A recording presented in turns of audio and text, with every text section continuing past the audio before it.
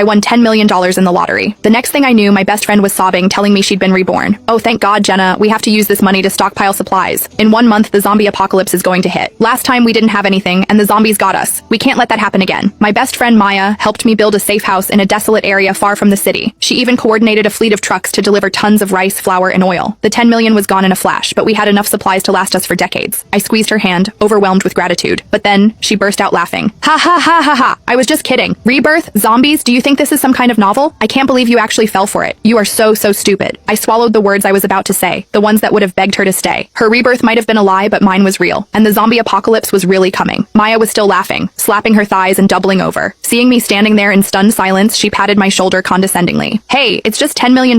Who asked you to be so gullible? You can't even take a joke. She didn't seem to grasp how cruel her joke was. If I hadn't been reborn, if this was my first time through, I would have spent my entire lottery winnings on a useless villa in the middle of nowhere, filled with food that would spoil within weeks. I think the shock might have killed me on the spot. So it's a little isolated, but it's quiet, right? And you love quiet, she said, then theatrically covered her mouth. Oh my God, Jenna, I just remembered. You've always wanted to get residency in Southwood, but this property is technically in Northgate. So I guess you'll have to settle for Northgate residency.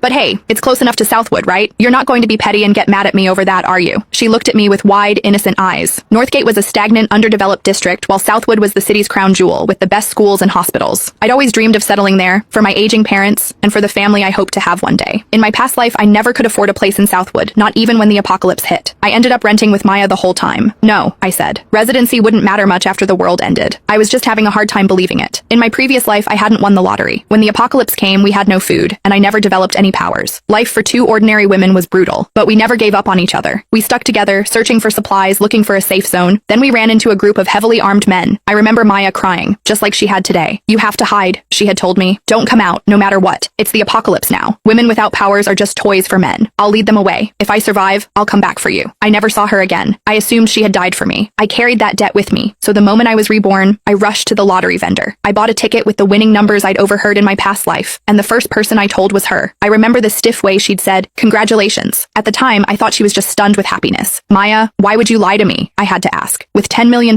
I would have shared everything with her. Why go to such lengths? She rolled her eyes, her voice dripping with acid. We were both broke. Why should you get to be rich all of a sudden? It's not fair. So it was jealousy. Come on, why are you still dwelling on it? If you think you can't eat all this food by yourself, she offered. I guess I could stay here with you for a while, but she snickered, clearly enjoying my misfortune. Those bags of rice and flour will probably be crawling with bugs in 3 days. Get out, I said, my voice cold. Maya blinked. What did you say? I said, get the hell out. Is that clear enough? Her face flushed with anger. Jenna, I'm your best friend. How can you talk to me like that? I laughed, a harsh, humorless sound. A best friend who would trick me into wasting $10 million? Click the link in my bio to get the full story for free.